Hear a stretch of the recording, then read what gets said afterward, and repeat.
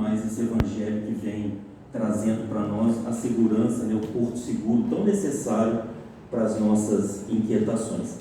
Então a gente vai trabalhar um pouquinho nessa noite, conversar na verdade um pouco essa noite sobre bem-aventurados os aflitos, que é o capítulo 5º do Evangelho segundo o Espiritismo, e é uma das bem-aventuranças de Jesus. As bem-aventuranças de Jesus são aquelas em que ele traça o roteiro para cada um de nós, para que a gente possa realmente seguir na nossa jornada de evolução aqui na Terra. E uma que traz bastante reflexão, né, que vem muito de encontro com aquilo que a gente estava conversando antes da palestra, é exatamente as aflições. Como nesses últimos anos a gente tem obtido tantas aflições em nossas vidas e não podemos mais nem separar, né, quem sofre e quem não sofre, quem foi atingido e quem não foi atingido. Foram aflições que estão atingindo a todos nós, rico, pobre, afrodescendente, indígena, todos estamos sendo atingidos de uma forma global, e isso nos traz uma grande reflexão em cima do que Jesus vem propor para nós como sendo a bem-aventurança para nós que estamos aflitos, que estamos sedentos do seu evangelho, do seu conhecimento. Neste capítulo, Kardec, e cada vez que a gente estuda Kardec, a gente percebe o quanto que Kardec é didático e nos informa de uma forma tão bela, trazendo para nós uma lição tão importante. Ele vai separar exatamente o que Jesus vai falar em algumas questões que nós vamos tratar aqui nessa noite. Por que sofremos? Quais são essas causas desses sofrimentos? Se elas estão nessa ou em outras vidas? Como que nós vamos lidar com esse sofrimento? E o que a gente pode tirar de lição desse sofrimento?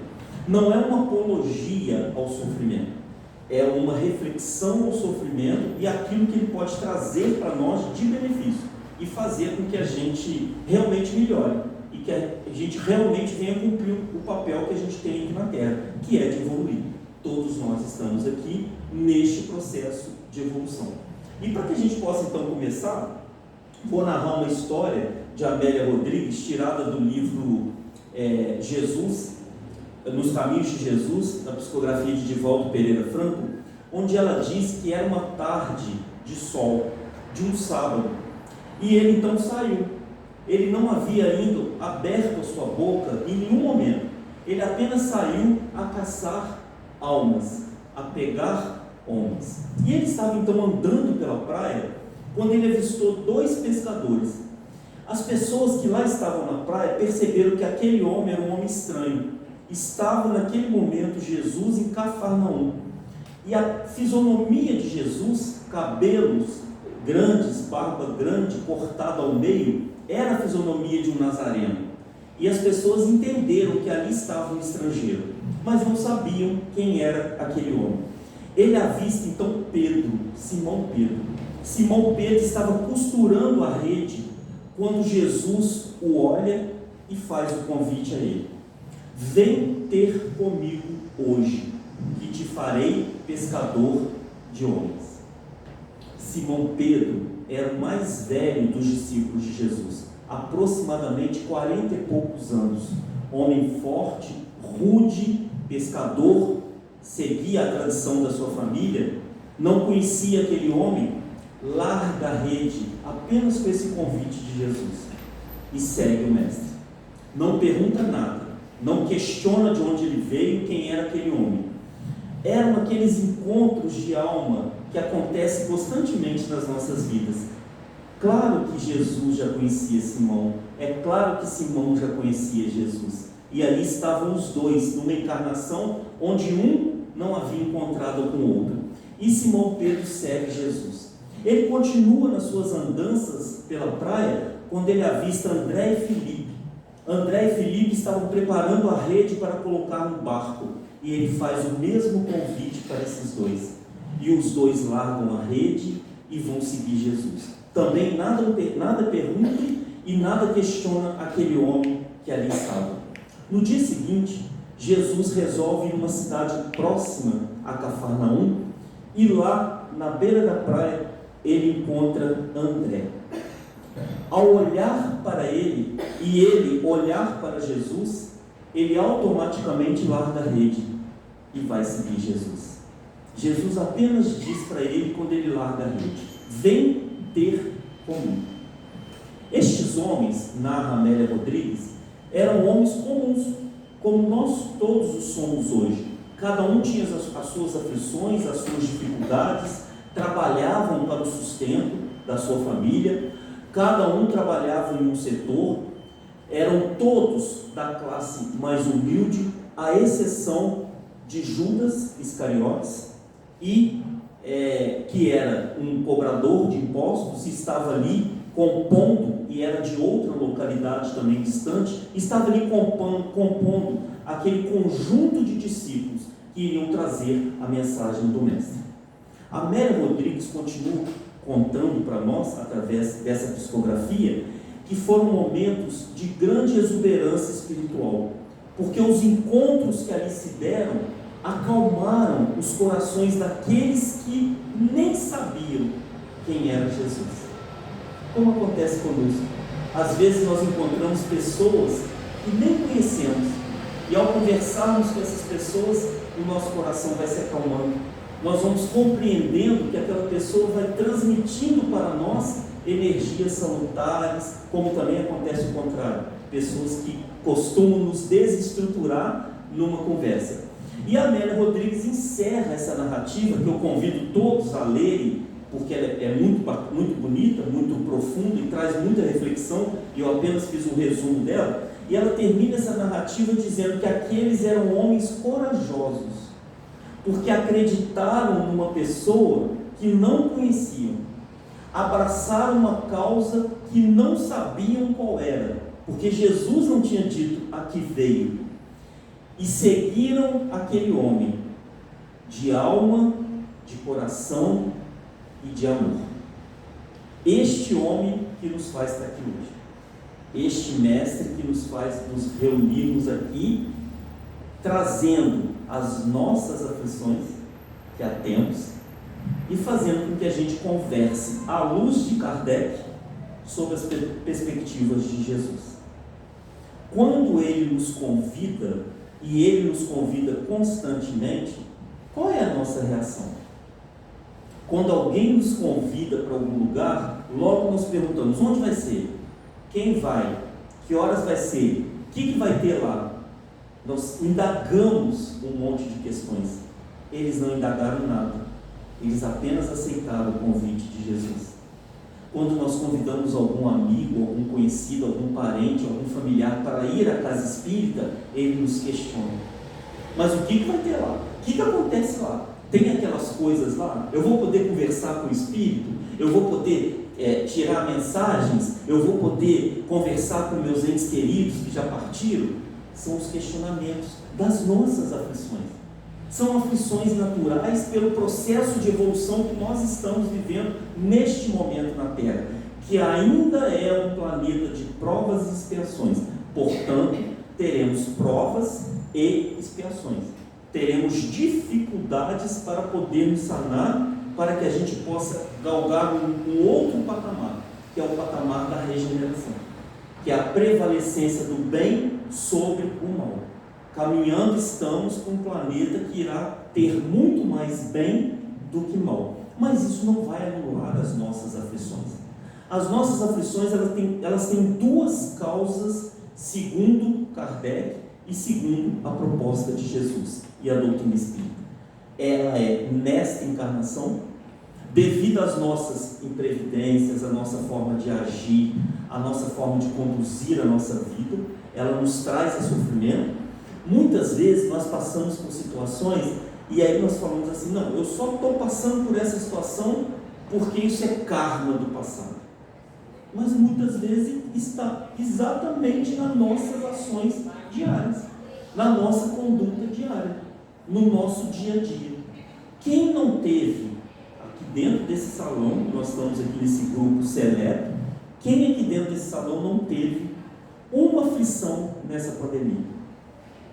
Por conta das nossas ações. Todos nós tivemos. Começamos a refletir sobre a nossa vida. A pandemia nos trouxe essa possibilidade de olharmos para dentro de nós e percebermos aquilo que a gente está fazendo. Muitas coisas que a gente fazia, deixamos de fazer. A casa de São Sebastião ficou fechada de março a outubro de 2020. O que a gente fez? Não precisa responder, pelo amor de Deus, é só reflexão. O que a gente fez nos horários das reuniões, quando a gente estava em casa sem fazer nada? Nós sintonizamos com a casa para fazer uma prece? Ou nós preferimos ligar a televisão? Eu ouvi de uma espírita, não vou contar o nome, pode ficar tranquilo, e me convidou para fazer uma palestra online. E ela disse assim, eu perguntei, vocês já estão preparando para voltar? Graças a Deus que não. Professor, mas como assim? Nossa, mas está tão bom ficar em casa.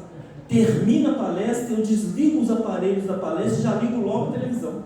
Já vou logo ver minhas novelas, estou pondo tudo em dia. E aí a gente percebe, nós vamos criando as nossas aflições. E aí o resultado vem, muitas vezes, na própria encarnação. Nós sofremos as consequências daquilo que nós fazemos. Porque o próprio Kardec nos diz, muito será pedido a quem muito foi dado. Se eu tenho conhecimento espírita e não levo esse conhecimento espírita para o meu dia a dia, certamente eu tenho conhecimento, eu vou ser cobrado a mais. E isso pode me trazer uma aflição. Como tantas outras coisas que a gente conhece. Pessoas que no centro espírita são maravilhosas, você conversa, ela te trata com carinho, te respeita, e quando chega em casa são os tiranos, ou tiranas, né? Porque serve para os dois, né? São tiranos e tiranas em casa, não respeitam a opinião do outro, não aceitam, e nós vimos muito isso com questões políticas. Quantos espíritas brigaram por questões políticas, sendo que a gente entende e aprende que devemos respeitar. A opinião do outro é a opinião do outro, ponto. Eu não preciso agir como o outro, mas eu preciso respeitar o outro. E é só. E aí são aflições que nós vamos adquirindo na nossa conduta atual. Mas tem situações que são graves, verdadeiramente graves, que nós vamos buscar nas encarnações passadas. Uma criança nasce e já nasce, por exemplo, com tumor cancerígeno. A criança tem poucos meses e nasce com tumor cancerígeno. Como explicar? O que essa criança fez nessa encarnação para ter conquistado este tumor?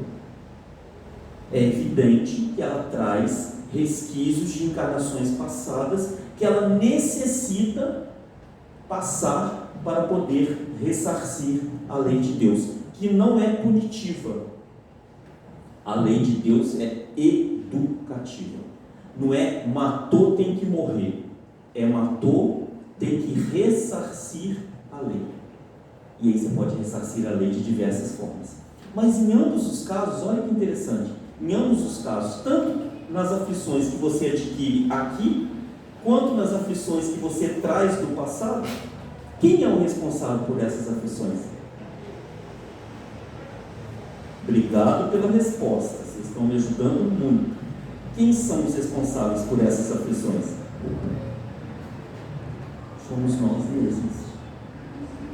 Ninguém é responsável por aflição de ninguém, a não ser nós mesmos.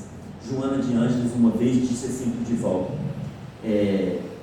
você ganha presentes todos os dias, mas você não precisa aceitar os presentes que você ganha.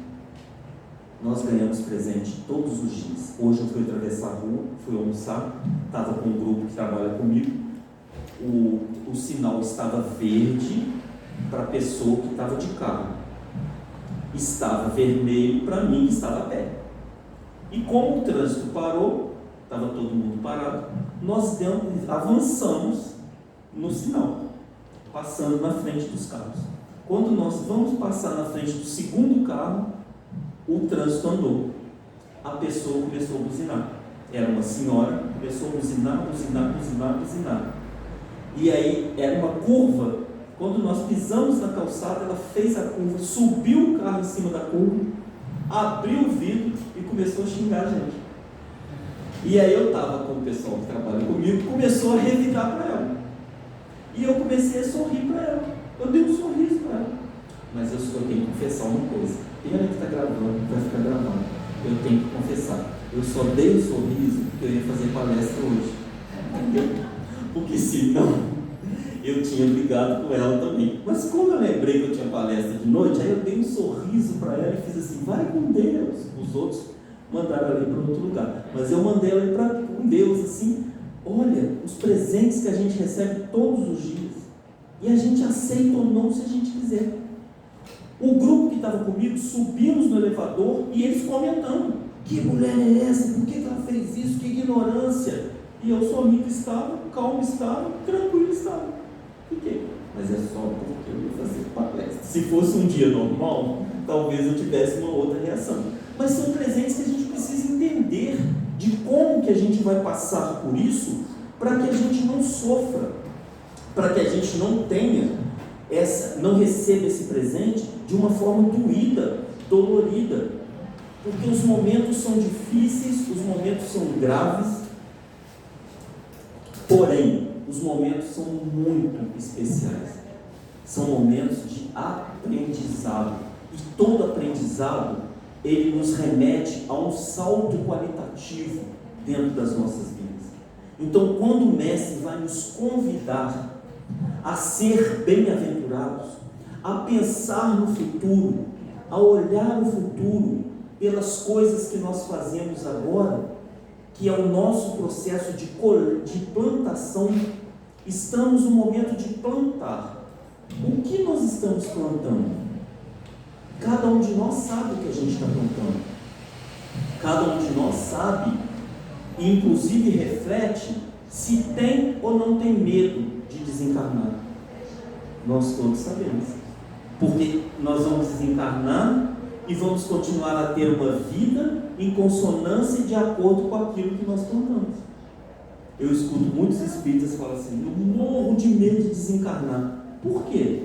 Eu não sei para onde eu vou. Eu sei para onde eu vou. Tem espíritas, inclusive, que dizem assim, não, eu tenho certeza que eu vou dar uma passadinha no umbral. E eu digo assim, eu tenho certeza que eu nem passo perto do umbral, porque eu estou me esforçando para não passar perto do umbral. Então nós sabemos das consequências. A gente sabe o que vai acontecer.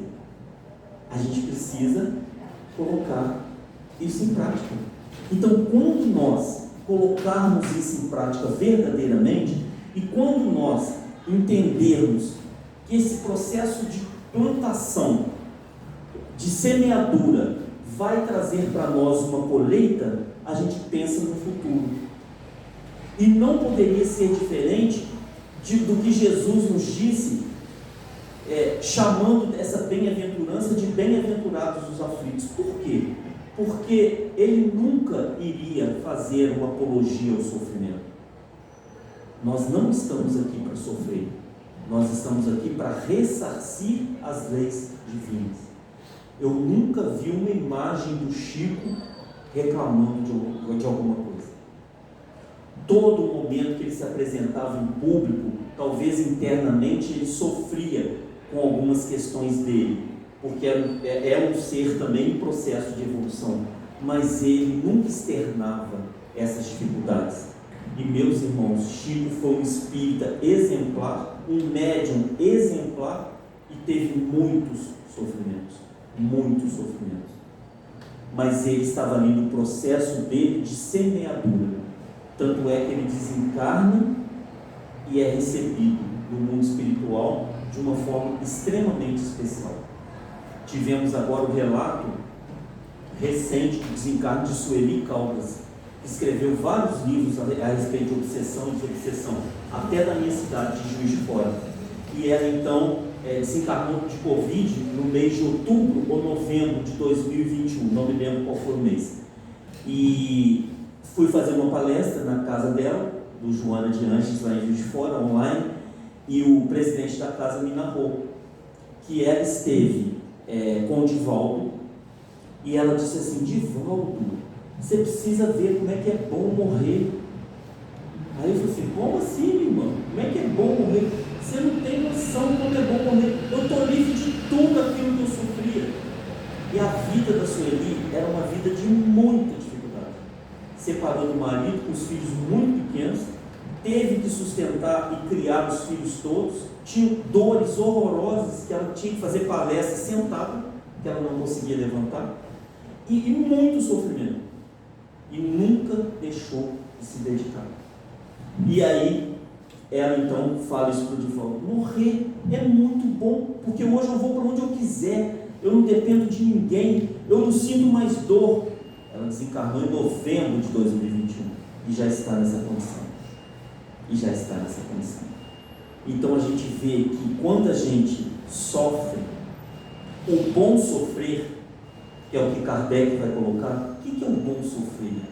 É o sofrer sem perder a alegria, sem perder a esperança, sem perder a expectativa, porque muitas das vezes a gente sofre reclamando, a gente reclama todo dia, acorda e reclama que acordou, dorme e reclama que vai dormir. Começou a ventar, não sei aqui está ventando, mas eu trabalho em Botafogo, começou a ventar desesperadamente, começou a escurecer, um monte de gente reclamando, inclusive eu. Ih, já vem chuva, vou ficar presa aqui e vou ficar ilhado. A gente reclama. O bom sofrer é olhar para o sofrimento e perguntar para o sofrimento: o que é que você quer me dizer? O que você quer falar para mim? Alguma coisa você tem que falar para mim. Porque o próprio Cristo vai nos dizer: se Deus é justo, justa há de ser a sua dor. Porque senão Deus não seria justo. Ele não iria olhar para mim e falar: você eu vou te fazer feliz, a mim eu vou te fazer infeliz. Não.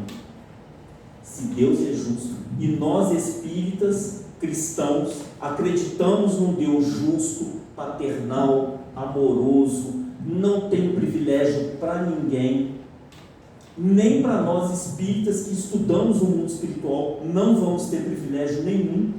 Se não agirmos de acordo em consonância com a lei, vamos ter dificuldades sim, e tem muito espírita tendo dificuldade chegando no mundo espiritual, principalmente aqueles que falam.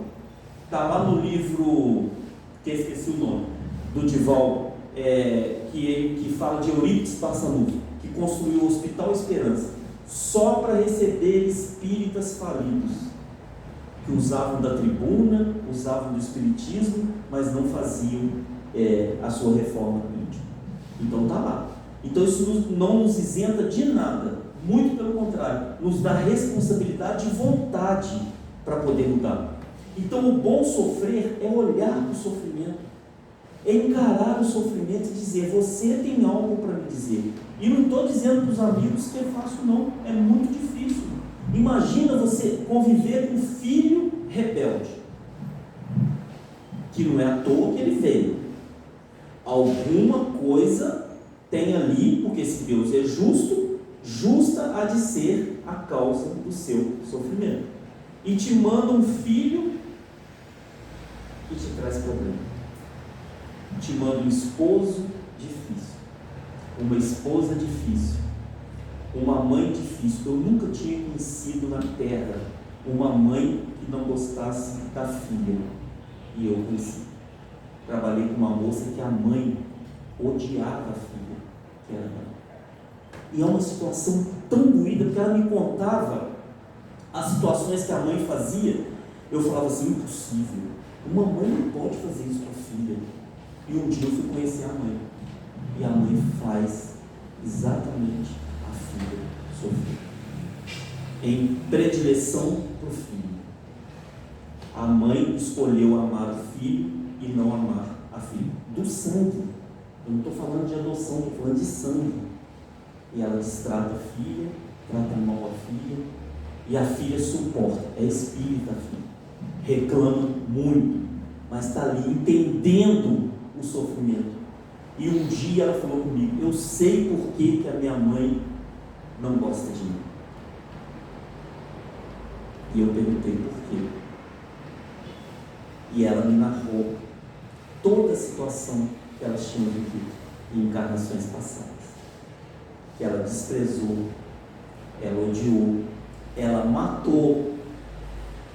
E aí o perispírito da mãe, que ainda não conseguiu absorver essa situação, quando aceitou a filha, que a gente aceita os desafios, Vou ter você como filho para poder comprovar que eu quero. Não suportou. E quantos de nós não suportamos? Quantos de nós não suportamos? Por isso a benevolência e a misericórdia de Deus, que nos dá a outra chance da reencarnação. Vai dar outra. Mas os momentos são chegados, como está lá na Escritura, e são chegados os momentos hoje, agora, para a gente bem sofrer, aproveitar o sofrimento na melhor condição que Ele possa nos dar. E nada melhor do que uma pandemia que avassalou milhões de vidas para fazer a gente refletir sobre isso, sobre o bem sofrer. Eu trabalho com oncologia e eu vejo nitidamente as pessoas que fazem o tratamento e que vão com raiva, que vão com mau humor, que vão com sentimentos negativos, receber o medicamento que é a quimioterapia, que é uma bomba. A quimioterapia ela atinge a célula boa e a célula má. Como é que dá essa divisão? Não é o Eduardo que está falando, não, são estudos científicos em grandes universidades do mundo. O câncer odeia, o tumor cancerígeno odeia o ódio. Desculpa, ao contrário. O tumor cancerígeno odeia o amor. Quem odeia, as células se multiplicam com muito mais rapidez. Quem ama, as células vão se reduzir, as cancerígenas. Estudo científico comprovando. Tem paciente que chega e você fala assim, meu Deus, não vai chegar a semana que vem. E o paciente dura 3, 4, 5 anos, recebe aquela quimioterapia com uma alegria tão grande, uma satisfação tão grande, está sofrendo uma doença praticamente incurável, que é quase uma sentença de morte, existe muita cura, mas é uma doença que traz o luto, e a pessoa está ali, com esperança, com fé, com resignação, entendendo que Deus não é injusto, que ela não teve aquilo por acaso, em especial câncer de pulmão, aqueles que fumam, e aí a pessoa reflete e fala assim, opa, eu fumo, por isso que eu tive câncer de pulmão. Não é bem assim, tá? A regra não é bem assim, mas funciona para a pessoa, e a pessoa fala assim, eu sou responsável pelo meu sofrimento, não foi Deus que foi injusto em me colocar um câncer, eu fumei 40 anos, agora eu estou com resultado. Viu como é que a reflexão em cima da dor, ela é fácil de fazer, mas é muito doída, a pessoa não deixa de sofrer. Ninguém recebe uma notícia de câncer e sai gritando, soltando foguete, feliz da vida, não. Mas a pessoa tem que refletir sobre isso e usar isso para o seu crescimento espiritual. Então, o bom sofrer, na percepção espírita, é você entender o sofrimento, abraçar o sofrimento e se esforçar ao máximo do seu limite para que você possa vencer esse sofrimento melhor do que quando você recebeu esse sofrimento, melhor do que quando ele chegou para você. Vou perguntar também, mas não precisa responder. Quem está melhor hoje, depois de 2 anos de pandemia, trancafiado dentro de casa? Quem de nós aqui está melhor? Que aceita mais as pessoas como elas são, que respeita mais as pessoas como elas são, que mudou a sua qualidade de vida, que mudou sua forma de pensar. Quem de nós, se a gente não aproveitar esse momento de pandemia para a gente refletir sobre isso e nos melhorarmos, de nada adiantou. Os Espíritos disseram, a pandemia veio por misericórdia de Deus, porque era para vir a terceira guerra mundial. O que aconteceu? Nós tivemos aí muitas pessoas que se revoltaram com a pandemia. A vibração planetária, nos primeiros meses, até a natureza sentiu uma mudança da vibração planetária. Os animais sentiram, mas foi dando 5 meses, 6 meses, começou de novo.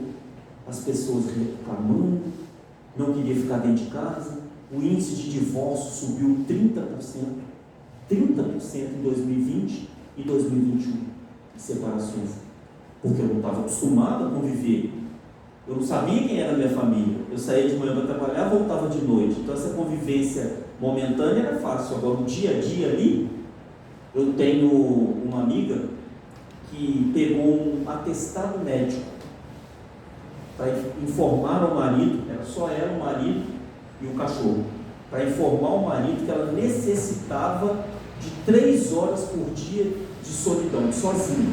Pegou um atestado, porque ela disse que o marido falava tanto na cabeça dela, e que chegou assim, 2 meses de pandemia, ela estava querendo jogar ele pela janela, ela não aguentava mais aquele homem na casa dela.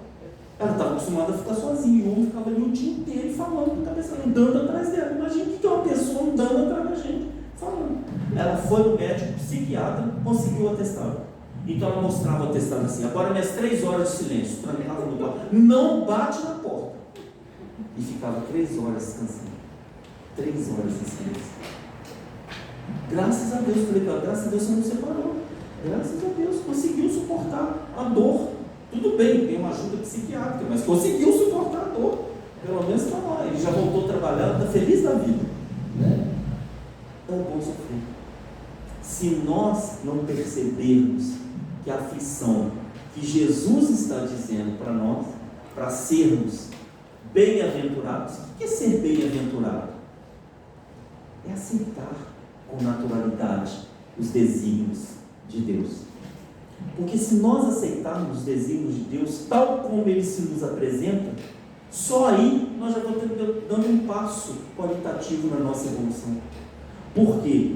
Porque esse bem-aventurados, eu sou feliz mesmo sofrendo. Mas como é que você pode ser feliz sofrendo? Eu entendo o meu sofrimento. Eu sei que o meu sofrimento tem uma causa. E se ele tem uma causa, e se Deus é justo, justa há de ser essa causa. Porque ninguém sofre à toa. Nós estamos falando de um ser que é a inteligência suprema. A gente não se dá conta disso. Causa primeira de todas as coisas. Deus é. A gente não consegue entender porque a gente pensa como a gente. Como que é que Deus sabe de tudo e de todos do universo? A gente não tem noção da dimensão do universo. Então a gente imagina Deus tal qual a semelhança da gente. A gente não se dá conta de Deus na grandeza que Ele é. Por isso que é difícil para a gente. A imagem mais assim, próxima do que a gente pode entender de Deus é: nós vamos ver aqui, vocês estão me vendo, eu estou aqui no mesmo patamar que vocês, eu vejo vocês nessa altura. Se eu subir na cadeira, eu vou ver um pouco mais distante. Se eu subir na mesa, eu vou ver um pouco mais distante. Se eu subir no teto, eu vou ver um universo muito maior. A visão de Deus é essa, é a do todo, e a gente não se dá conta disso. A gente acha que Deus só olha para o outro porque a vida do outro está boa, ou Deus só olha para o meu parente que a vida dele está boa e a minha não está. E na verdade Deus dá as mesmas condições para todos nós. Somos criados simples e ignorantes, basta que a gente trabalhe as nossas emoções, os nossos sentimentos, a nossa capacidade de entender, a nossa capacidade de aceitar, a nossa capacidade de se esforçar. E a doutrina espírita é uma bênção na vida da gente. A doutrina espírita é a bênção que muitas pessoas querem ter. Eu sou espírita desde que nasci. E antigamente as pessoas iam para a doutrina espírita pela dor. Era a dor da perda de alguém, era a dor de uma doença, era a dor de um filho com problema, ia pela dor. Hoje as pessoas vão para entender o que eu estou fazendo aqui, de onde que eu vim, para onde que eu vou. Porque hoje o mundo espiritual se desmembrou para todos. A ciência já comprovou a vida após a morte. A ciência já disse que existe a vida após a morte. E por conta disso,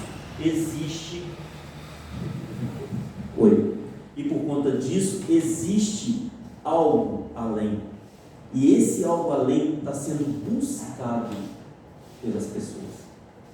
Espontaneamente. Lá na casa de Eurípides, em Juiz de Fora, a gente recebe pessoas jovens querendo entender esse vazio existencial que tomou conta da humanidade.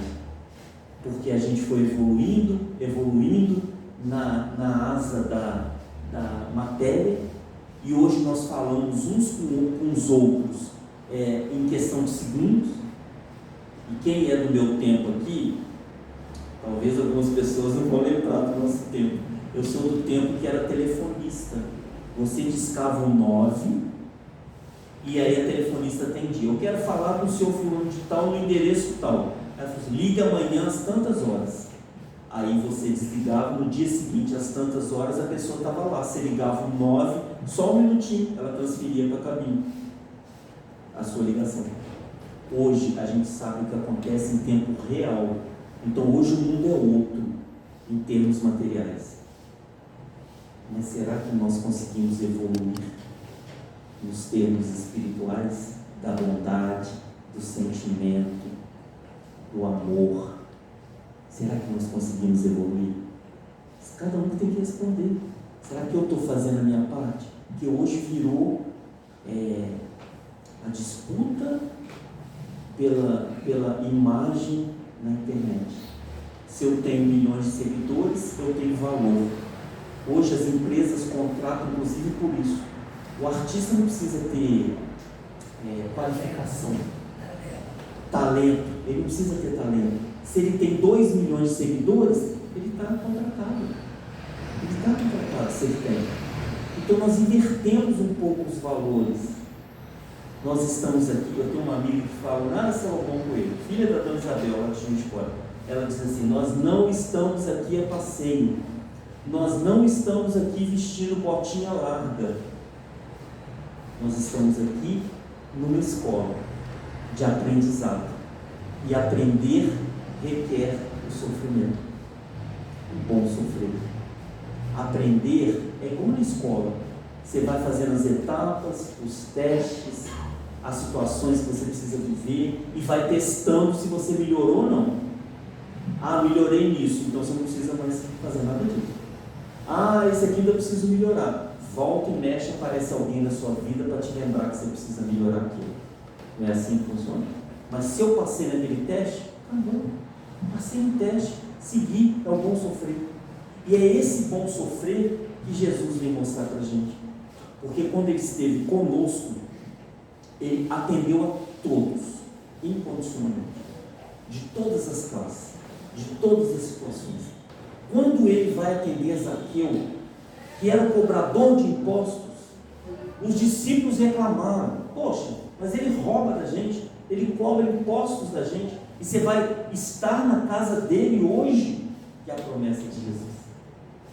A lição que ele nos dá: ele também é seu irmão, ele também necessita, ele está sofrendo, ele tem aflição, ele também tem direito. E Zaqueu entende a mensagem do mestre e diz assim: se eu prejudiquei alguém, eu dou o dobro para a pessoa para me ressarcir. É o bom sofrer. Quem de nós não responde, pelo amor de Deus? Quem de nós faria isso? Quem de nós faria isso? Dava o dobro para ressarcir aquilo que a gente pegou alheiamente. Quem de nós? Ele teve esse desprendimento. É o bom sofrer. Ele teve esse desprendimento. E tantos casos nós temos de bom sofrer, presentes aqui na nossa vida. Divaldo Franco, por exemplo. Se ele tivesse parado no primeiro sofrimento, hoje não se teria Mansão do Caminho, não teria esses livros todos aí que ele psicografa, não teria o trabalho de mais de 600 filhos criados por ele. Não teria.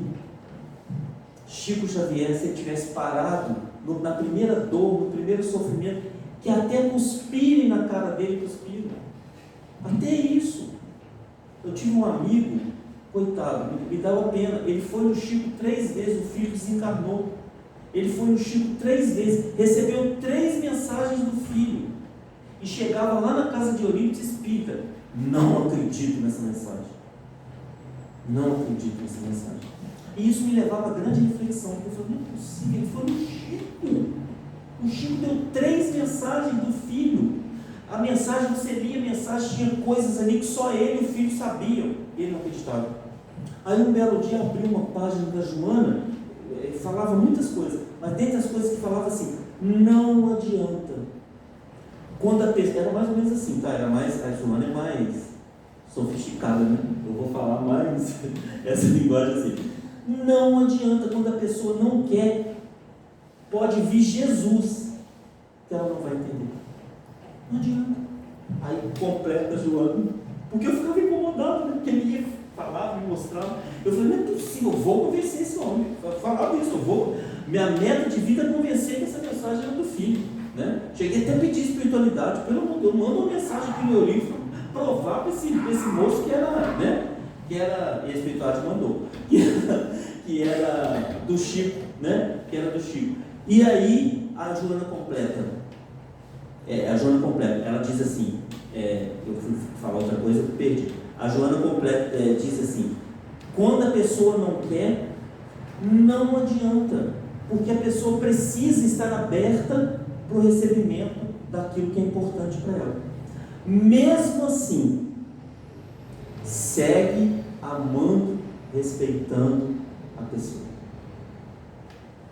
E aí, um belo dia, eu estava em casa, era uma sexta-feira, toco o telefone, uma amiga de outro centro espírita, e ela diz assim, André, ela diz assim, Eduardo, me deu uma saudade de você. Eu falei assim, nossa, que engraçado, tinha tempos que a gente não falava. Que bom, mas eu não posso nem falar com você que eu estou indo para a reunião mediúnica. Eu só quis falar oi. Eu falei, tá bom, oi, tchau. Desligou o telefone. 10h30 da noite eu toco o telefone. Meu amigo tem uma mensagem aqui.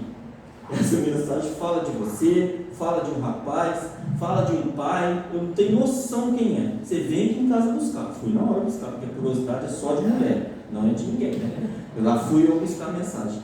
Estava lá a mensagem do rapaz, falando para o pai dele das 3 mensagens do Chico, que o pai dele precisava abrir o olho, falando um monte de coisa, né?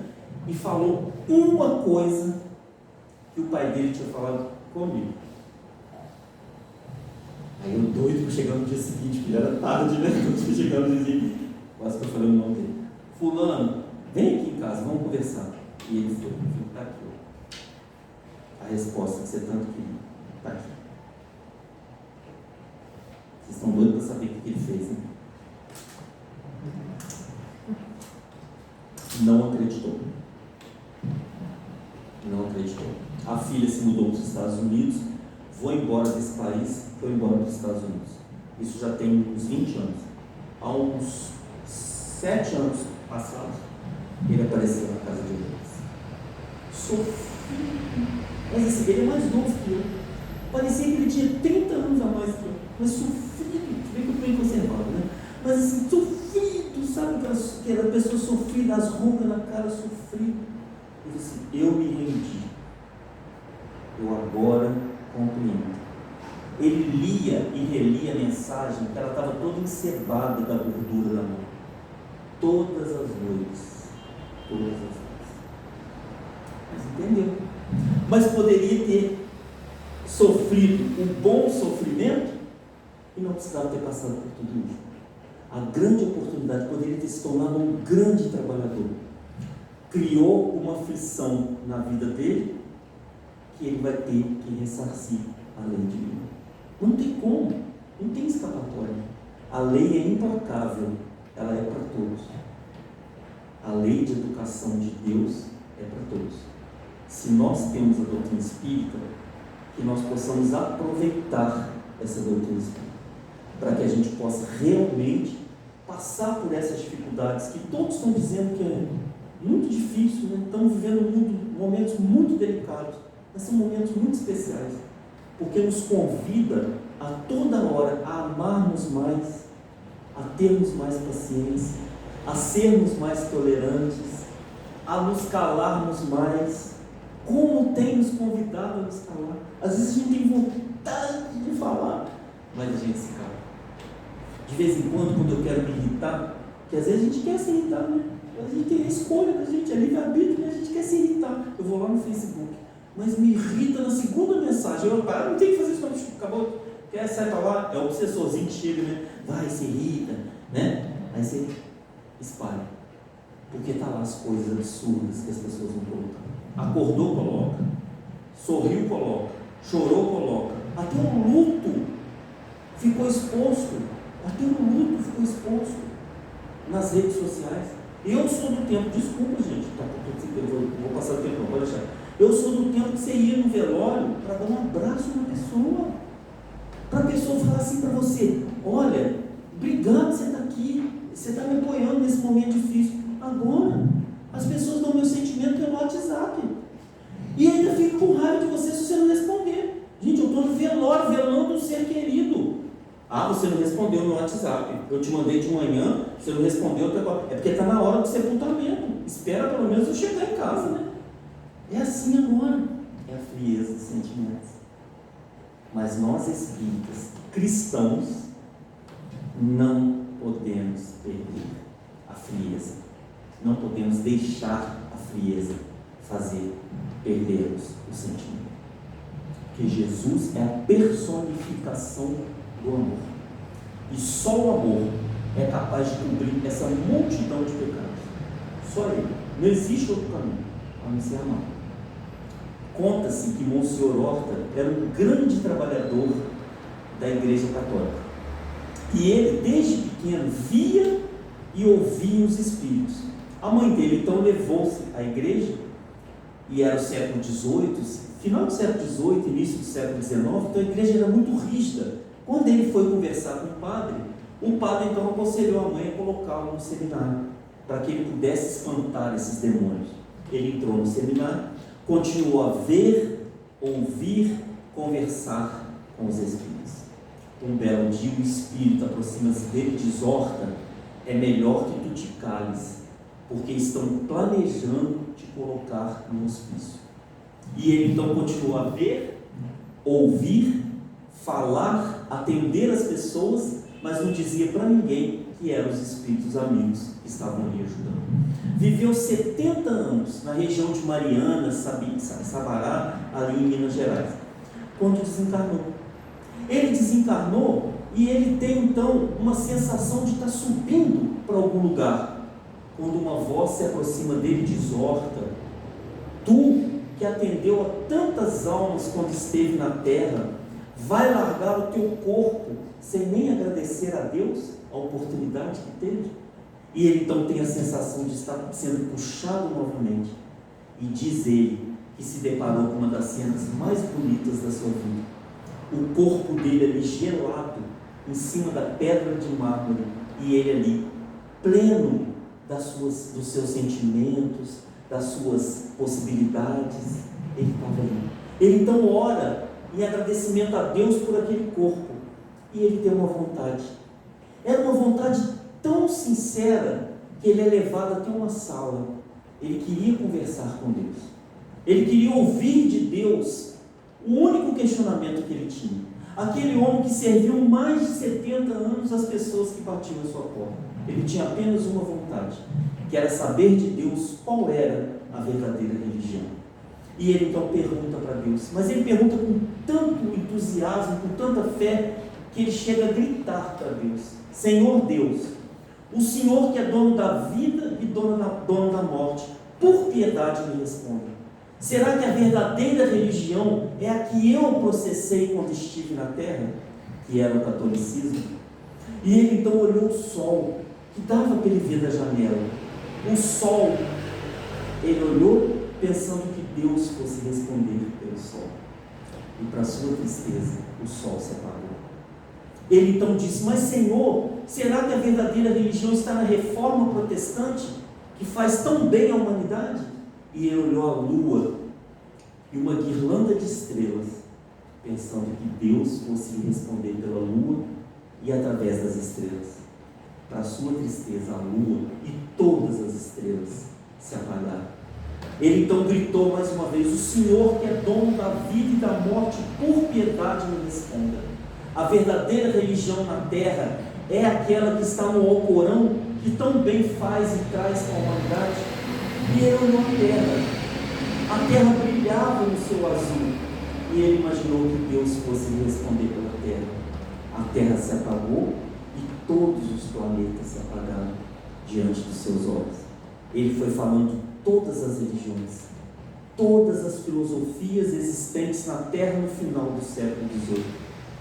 E, para sua tristeza, até as lâmpadas da sala se apagaram. Ele então lembrou-se de Jesus, lembrou-se do Mestre, dos seus feitos, das suas lições, das suas histórias, do seu Evangelho, levantou com toda a força, gritou bem alto: Senhor Deus, o Senhor que é dono da vida e dono da morte, por piedade me responda.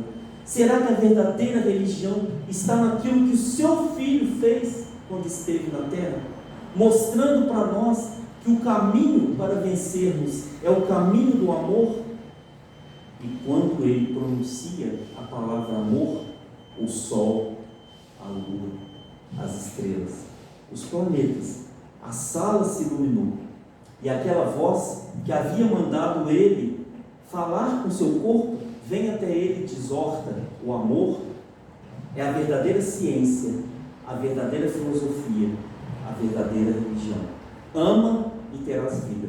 Ama e ser-te-á dada por toda a eternidade a vida que tanto almeja. Que Jesus nos abençoe. Muito obrigado pela oportunidade que aqui está.